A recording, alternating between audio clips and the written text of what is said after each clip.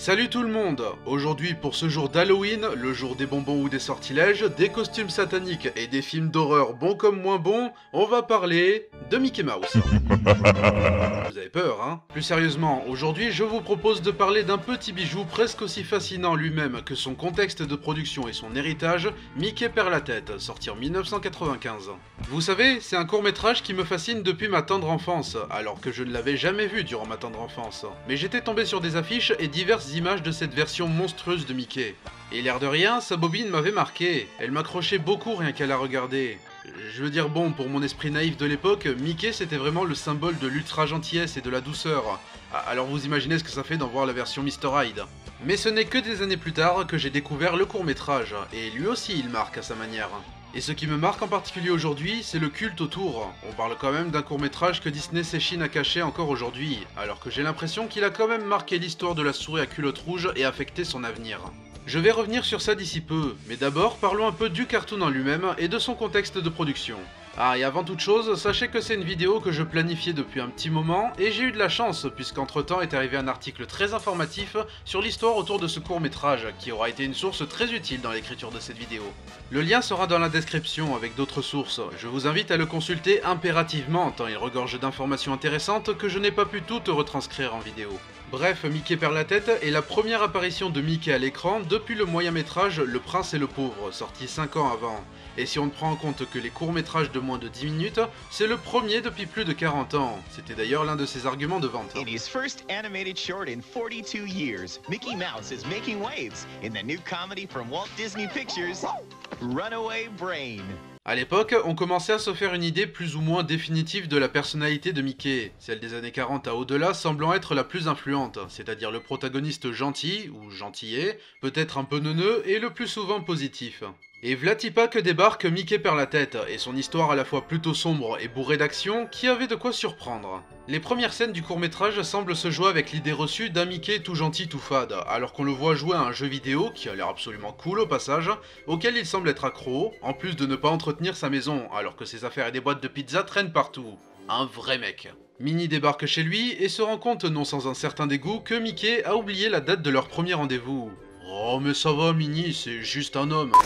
Mickey tente de rattraper le coup en lui proposant une sortie au golf miniature, quel romantique, sauf qu'un malentendu fait que Minnie croit qu'il veut l'emmener à Hawaï. Défense de parler d'Hawaï là-dedans. Sauf que Mickey, il est pas comme Disney lui, il a pas la thune, et il est suffisamment désespéré pour se fier aux petites annonces pour collecter l'argent nécessaire, c'est vous dire. Mal lui en a pris puisqu'il tombe sur une annonce lui proposant un job littéralement mindless et se retrouve ainsi prisonnier d'un savant fou, encore, qui veut transférer sa cervelle dans le corps d'une créature qu'il a conçue de toutes pièces. Une créature nommée Julius, même si c'est complètement une version monstrueuse de Patibulaire en fait. Je veux dire, il a une jambe de bois et ils ont même pris Jim Cummings pour faire sa voix, c'est même pas ne serait-ce qu'à peine voilé. L'opération est un succès, et Julius dans le corps de Mickey tombe instantanément amoureux de Minnie en voyant une image d'elle, tandis que Mickey dans le corps de Julius tente de sauver sa dulcinée des griffes du monstre. Ouais, tout ça c'est juste un jeudi pour Mickey en fait. Blague à part, je pense que ce cartoon est une façon assez formidable de concilier l'ancien avec le nouveau, et fait un certain compromis avec un Mickey moderne et le Mickey des premiers jours. Pour ce cartoon, le réalisateur Chris Bailey voulait capturer la personnalité du Mickey de l'époque noir et blanc, et pour rester dans le sujet, la transférer dans un corps en couleur. De ces mots même, le design de Mickey provient de l'ère du cartoon The Little Whirlwind, tandis que sa personnalité est bien plus proche d'un cartoon comme Two Gun Mickey. Et il y a effectivement de ça, avec tout mon respect pour Mickey, ici on fait fi de son image assez neuneux de ses cartoons les plus récents, enfin les plus récents de l'âge d'or du cartoon, pour revenir à une personnalité moins propre et plus aventureuse. J'aime la façon dont ce cours joue avec le contraste de ces diverses personnalités, que ce soit pour les petits détails, comme Mickey plaçant son petit rire naïf symbolique alors obnubilé par l'écran de son jeu, Oh yeah, anniversary. Of what? ou lorsqu'il se retrouve face au docteur Frankenoli en lui parlant du fait qu'il déteste les aventures, comme si c'était une façon de plus le rapprocher au Mickey des années 40 à 50, avant de finalement le rapprocher au Mickey héroïque sauvant la demoiselle en détresse. Ce qui est à la fois badass et absolument hilarant à voir quand tu places en même temps le cri aigu de feu Wayne Halloween pendant que la souris est dans le feu de l'action.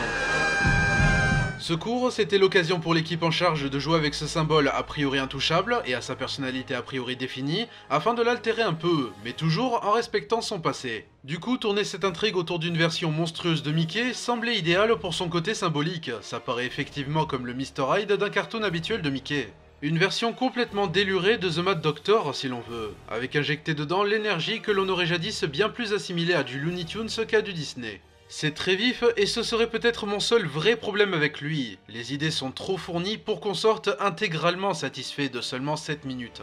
Au final, on n'a pas tant de scènes que ça avec Mickey et Julius chacun dans le corps de l'autre, ce qui est dommage vu le potentiel, même si ça se comprend pour la nécessité d'un Mickey héroïque qui sauve sa dulcinée de la vraie menace ayant repris possession de son vrai corps. Ce qui fait d'ailleurs que le cartoon est plus folle dingue que véritablement flippant ou sombre, ce qui n'est pas un défaut bien sûr. Le Dr Frankenolly est aussi un personnage trop peu présent, alors qu'il est vraiment fun, surtout avec les excellents choix de casting pour la VO comme pour la VF. Dr. Frankenolly at your service.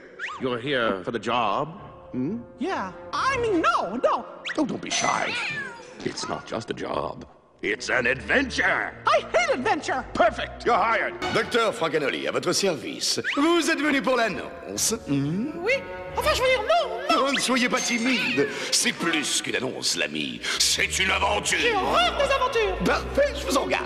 Cela dit, effectivement, il y aurait vraiment dû y avoir plus de scènes avec lui à la base, mais son temps de présence a été raccourci dû à la supervision des exécutifs.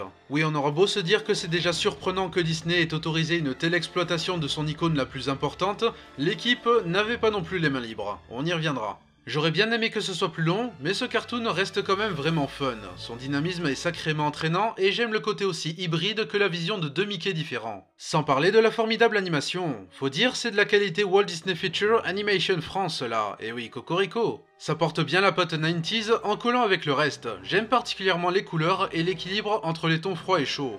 Une animation qui me paraît nourrie de la vitalité de chez Warner et de l'élégance de chez Disney. Indépendamment de ce que je pense de sa qualité, pour moi c'est un court-métrage culte, et pour expliquer cela, déjà posons-nous la question, ça veut dire quoi exactement culte? Alors d'après le Larousse, hommage, honneur rendu à Dieu, à des êtres divins ou jugés tels, ou à certaines créatures particulièrement proches de Dieu. Ouais, j'ai toujours su que Mickey perd la tête c'est l'une des choses qui se rapproche le plus du divin. Bon, plus sérieusement, je pense que chacun a sa définition d'une œuvre culte. Mais pour moi, une œuvre est culte quand elle correspond à au moins un de ces deux critères. Elle suscite un enthousiasme ou un intérêt traversant les âges, et son héritage se ressent dans des œuvres qui suivent. Et aucun doute, Mickey perd la tête continue de générer de l'enthousiasme et de l'intérêt aujourd'hui. Mais c'est surtout le bon vieux coup du culte classique, ou quand une œuvre est réhabilitée au fil du temps. À l'époque, le public en général n'était pas spécialement amoureux de ce cours d'après Léon dit, se laissant évidemment surtout prendre par la façade plus sombre et plus déjantée qu'un cartoon de Mickey classique. Il semblait y avoir un petit événement autour au tout début, notamment donc pour le grand retour d'un court-métrage sur Mickey au cinéma, ce qui n'est pas rien, surtout après la précédente tentative, Le Prince et le Pauvre, qui était encore associée à la sortie du flop Les Aventures de Bernard et Bianca au pays des kangourous. Pour parler un peu production, en 95, Disney venait pleinement d'entrer dans un nouvel âge d'or, enchaînant les succès animés que sont La Belle et la Bête, Aladdin et Le Roi Lion. Il semblait donc naturel de retenter le coup avec la souris et de lui permettre une nouvelle réinvention, ce sur quoi ils ont planché dès 1993. Il faut savoir que le but était d'avoir un cartoon agressif, que personne ne confondrait avec une vieille trouvaille tirée du catalogue Disney, avec la bénédiction et même la motivation de Jeffrey Katzenberg, mais avec les limites imposées par les exécutifs de Disney, Thomas Schumacher et Peter Schneider. Oui, c'est Mickey, faut pas déconner non plus, hein. Le projet était à l'origine complètement différent et s'appelait Tourist Trap. À 3 lettres près, c'est comme le premier épisode de Gravity Falls, mais je suis sûr et certain que ça n'a rien à voir. En effet, le pitch de ce cartoon voyait Mickey et Donald partir en vacances, et pour des raisons non spécifiées, Donald déciderait éventuellement de... tuer Mickey. Ah ouais. Non mais on te comprend Donald, c'est vrai, moi aussi je serais jaloux de quelqu'un qui a de quoi se couvrir le popotin quand il sort dehors. De fil en aiguille, et après un accord avec Roy Disney, Chris Bailey développa une autre de ses idées à la place, celle de Runaway Brain, Mickey par la tête donc. Sauf que, aussi douteux que Katzenberg était dans ses décisions durant sa carrière générale, c'était l'un des plus fervents défenseurs du projet, et donc avec son départ de Disney en 94, et il y avait plus grand monde pour le défendre. Schumacher et Schneider imposaient des coupes pour au final détester le cartoon tel quel. Le fait qu'il fût placé devant un film aussi attendu que Un visiteur chez le roi Arthur est suffisamment évocateur de la fierté que Disney avait envers ce cours, l'audience était peu réceptive donc, et c'était pas la grande joie côté produits dérivés non plus. La perspective d'une version monstrueuse d'une des mascottes les plus rentables ne semblant pas vendeuse. On a quand même eu quelques produits intéressants. Il y a eu une adaptation très fidèle en bande dessinée et quelques figurines. Je me rappelle encore d'images de quelques-unes qui, si je me souviens bien, pouvaient s'acheter en France à l'époque. Et comme tous les chefs-d'œuvre incompris, sa réputation est venue au fil du temps. Les gens se sont peut-être enfin rendus compte de la qualité de l'œuvre en elle-même. Ou ils sont juste plus réceptifs à l'idée d'un Mickey démoniaque quand ça devient le porte-parole de l'avidité du studio, je sais pas. Toujours est-il que c'est devenu un petit classique, ce qui est d'autant plus impressionnant qu'encore aujourd'hui, le studio fait toujours ce qu'il peut pour amenuiser sa distribution. Encore que, entre la fin des années 90 et le début des 2000, ils avaient au moins la décence de l'avoir intégré dans quelques compilations de courts-métrages sur Mickey, dont une en 2005. Mais quand John Lasseter devint PDG de Disney en 2006, le moins on en parlait, le mieux on se portait visiblement, car la rumeur veut que Lasseter avait également détesté ce court, et lui aussi faisait en sorte qu'il ne soit pas proprement distribué. Encore aujourd'hui, on attend désespérément que ce bijou soit mieux traité, restauré et pourquoi pas publié sur Disney+, faute de mieux. Ce serait tout bénef vu sa fanbase et la petite légende autour de lui. Et ce ne serait pas si farfelu que ça arrive maintenant, car si la série de Paul Rudish est une indication suffisante, ça ne dérange plus Disney qu'on prenne encore quelques risques avec sa mascotte, surtout en prenant en compte l'énorme succès de la dite série. En attendant, comme on dit, on n'est jamais mieux servi que par soi-même, et c'est pour ça qu'un professionnel fan du court s'est donné pour objectif de faire une restauration du cartoon en autodidacte, basée sur une pellicule qu'il a trouvée sur eBay. On l'encourage évidemment dans ce projet, de tout notre cœur. En tout cas, cette aura de légende trop peu visible contribue évidemment à son culte, et pour en revenir au deuxième critère du terme, je pense effectivement que Mickey perd la tête est très influent sur les productions de Mickey qui suivent. Je me suis renseigné sur la filmographie de Mickey avant et après Mickey perd la tête. Entre ce cartoon-là et son dernier cartoon des années 50, 1953 pour être exact, sa seule apparition significative, en dehors de ses caméos dans Roger Rabbit, c'est, on y revient, Le Prince et le Pauvre. Un moyen-métrage charmant et très réussi, mais encore très proche d'une production Mickey classique, quand bien même on sentait pointer plus d'énergie dans l'action et l'animation.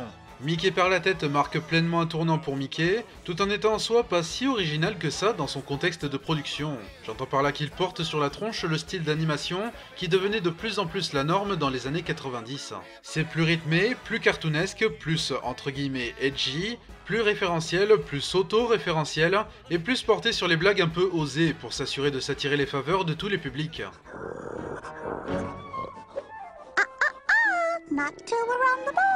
Bref, un pur symbole de ce que produisaient les années 90 en termes d'animation en général, où les cartoons devenaient de plus en plus intéressés par le dynamisme impertinent du style Warner. Tenez, on entend même des effets sonores du catalogue Looney Tunes dans celui-là.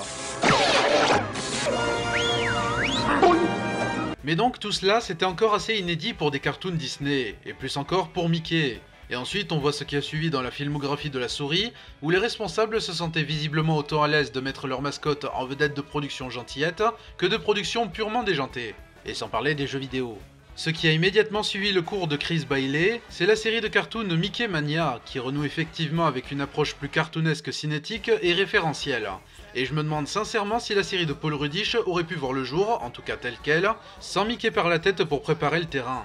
Tout ça pour dire que je pense effectivement que Mickey perd la tête est une sorte de passerelle vers notre vision du Mickey moderne, tout en conciliant cela avec la vision du passé de ce personnage comme de ses cartoons. Ce court-métrage est un vrai représentant de l'animation des années 90, dans ce qu'elle peut avoir de meilleur comme de pire, dépendant de l'exploitation, mais marchant à plein tube en l'occurrence. Et étant donné qu'à notre époque, c'est le Mickey unilatéral et plat d'antan qui est de moins en moins bien vu, moi je dis c'est l'occasion idéale pour redonner sa chance à cette perle rare, au contexte fascinant et au contenu diablement entraînant. Elle le mérite. Bref, merci à vous d'avoir regardé cette vidéo, j'espère qu'elle vous aura plu, et en ce soir d'Halloween, n'hésitez pas à la regarder 3 fois de suite avec l'écran face à un miroir, vous pourriez avoir une surprise bien flippante. Vous pourriez. On se retrouve lors de la prochaine chronique, ciao!